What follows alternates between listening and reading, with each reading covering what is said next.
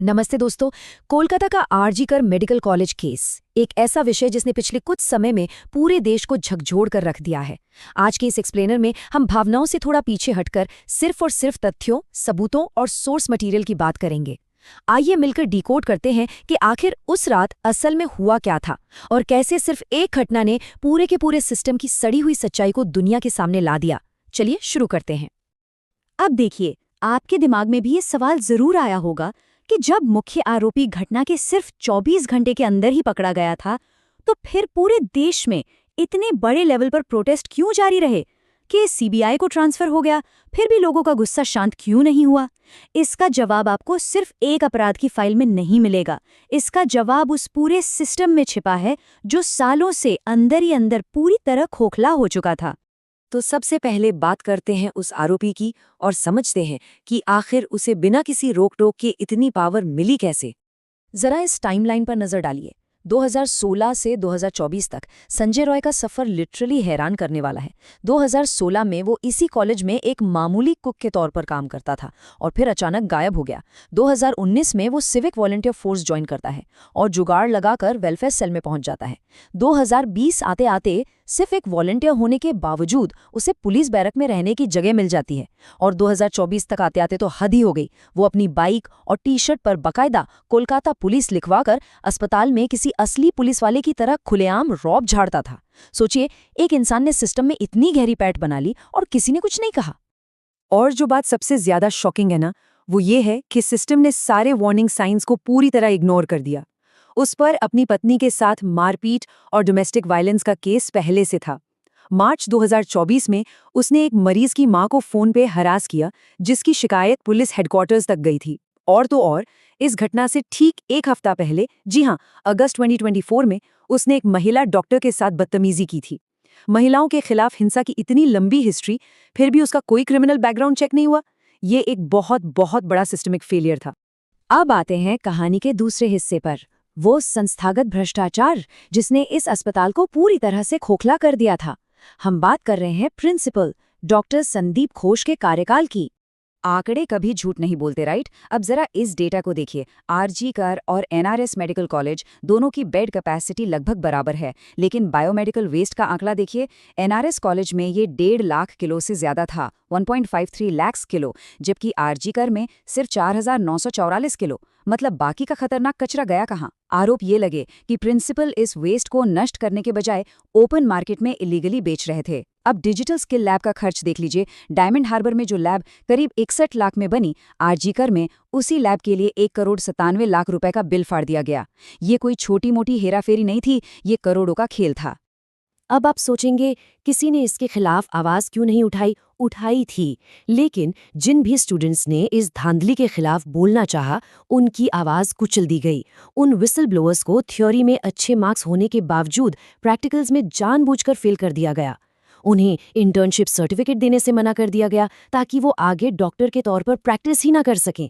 मतलब वहां प्रशासन ने एक ऐसा खौफ का माहौल बना रखा था जहां नियम कानूनों की कोई अहमियत ही नहीं रह गई थी। खैर, ये सब तो बैकग्राउंड था। अब चलते हैं 8 अगस्त की उस मनहूस रात की तरफ। विक्टिम के आखिरी कुछ घंटों का घटनाक्रम अगर आप देखेंगे तो आपको उनकी लगन और मेहनत साफ नजर आएगी। वो एक सेकेंड ईयर एमडी स्टूडेंट थी जो अपनी 36 घंटे की लंबी शिफ्ट पर थी। रात 11 बजे वो अपने जूनियर्स के साथ खाना ऑर्डर करती हैं। रात 2 बजे तक वो स्टाफ के साथ पेशेंट्स के इलाज पर डिस्कशन कर रही थीं। 2:35 पर वो अपनी कज़न को टेक्स्ट करती हैं और रात 3 बजे, क्योंकि स्लीप रूम में कोई टेस्ट चल रहा था और वहाँ जगह नहीं थी, बेचारी 3rd फ्लोर के सेमिनार हॉल में सोने चली जाती हैं। ये टाइमलाइन उनके काम के प्रति डेडिकेशन को दिखाती है और साथ ही ये भी बताती है कि वो जगह उनके लिए कितनी असुरक्षित थी। अब इसी के पैरेलल जरा आरोपी की टाइमलाइन देखिए। रात 1 बजे वो अस्पताल के बाहर शराब पी रहा था। 2 बजे वो रेड लाइट एरिया जाता है और अपने मोबाइल पर अडल्ट कंटेंट देखता है। सुबह 3:30 बजे पर फुल नशे में धुत होकर वो अस्पताल में घुसता है। सीसीटीवी फुटेज से साफ पता चलता है कि वो अलग अलग वार्ड्स में घूमकर बस अपना शिकार ढूंढ रहा था। और फाइनली 4:03 पर वो उस सेमिनार हॉल में दाखिल होता है जहां विक्टिम सो रही थी। इन दोनों टाइमलाइंस का ये कंट्रास्ट लिटरली रोंगटे खड़े कर देने वाला है। 37 ये कोई मामूली नंबर नहीं है। वो आरोपी पूरे 37 मिनट तक उस साउंड प्रूफ सेमिनार हॉल के अंदर रहा। उन 37 मिनटों में जो कुछ हुआ उसने पूरे देश को अंदर तक हिला कर रख दिया। और सबसे शॉकिंग बात पता है क्या है? अपना जुर्म करने के बाद वो बड़े आराम से बाहर निकला और अपनी पुलिस बैरक में जाकर सो गया, जैसे उसे किसी बात का, किसी कानून का कोई खौफ ही ना हो। लेकिन असली बवाल तो अगली सुबह शुरू हुआ, जब अस्पताल प्रशासन की तरफ से लीपापोती और विरोधाभास का खेल शुरू हुआ। 9 अगस्त की सुबह प्रशासन के दावों और असलियत में जमीन आसमान का फर्क था। पहले उन्होंने माता पिता को फोन करके बोला, आपकी बेटी बीमार है।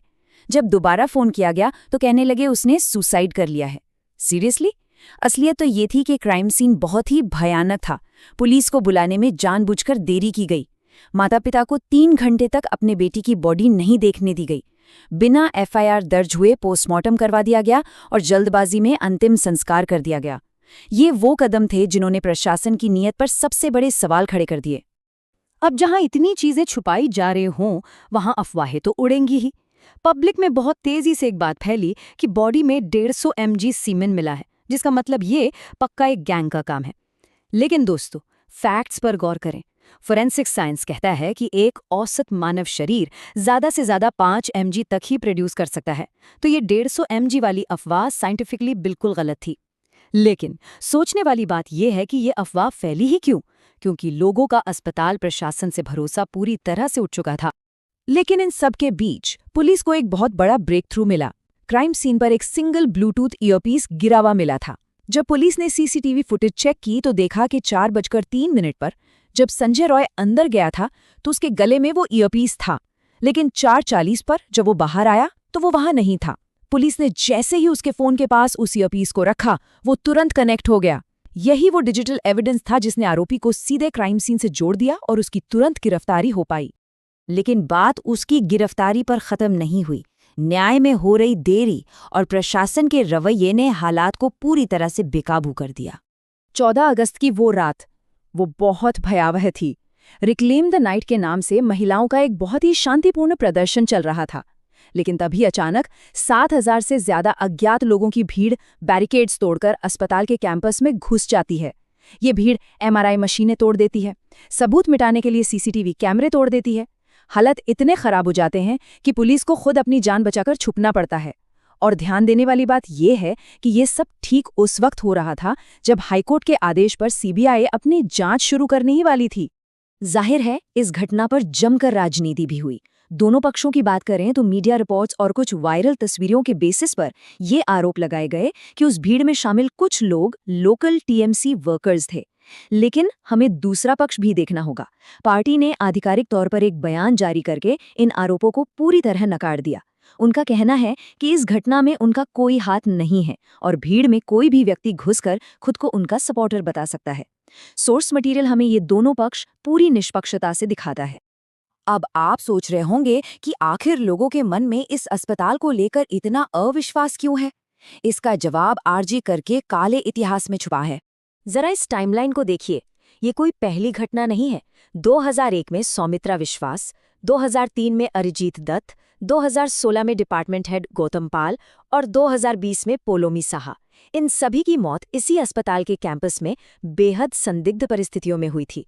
और पता है, इन सब में कॉमन क्या था? इन सभी मामलों को प्रशासन द्वारा बहुत ही जल्दबाजी में सुसाइड डिक्लेयर कर दिया गया था। अब आपको समझ आया कि इस बार भी जब प्रशासन ने शुरुआत में सुसाइड शब्द का इस्तेमाल किया तो किसी को उन पर विश्वास क्यों नहीं हुआ? और इस अविश्वास की जड़ें खास तौर पर 2001 के उस खौफनाक मामले से जुड़ी हैं। उस वक्त की इन्वेस्टिगेशन में ये आरोप लगा था कि कॉलेज के रूम नंबर 15 में एक पूरा का पूरा रैकेट चल रहा था जो अवैध और इलिसिट कंटेंट बनाने के लिए फ्रेश डेड बॉडीज का इस्तेमाल करता था। जब सौमित्रा विश्वास नाम की स्टूडेंट ने इसके खिलाफ आवाज उठाई तो कुछ ही दिनों बाद उसी रूम नंबर 15 में उनकी बॉडी लटकी हुई मिली। मेडिकल कम्युनिटी आज तक इस काले इतिहास को भूली नहीं है और इसीलिए किसी भी ऑफिशियल थ्योरी पर आसानी से यकीन नहीं किया जा रहा है। तो दोस्तों, अंत में एक बहुत ही गहरा सवाल उठता है। सवाल अब सिर्फ एक घटना का नहीं है।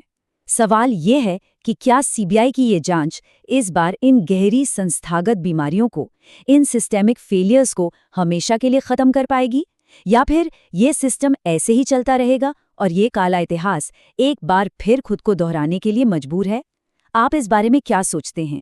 इस पूरे मामले पर विचार करना हम सब के लिए बेहद ज़रूरी है। आज के इस एक्सप्लेनर में हमारे साथ जुड़ने के लिए आपका बहुत बहुत शुक्रिया।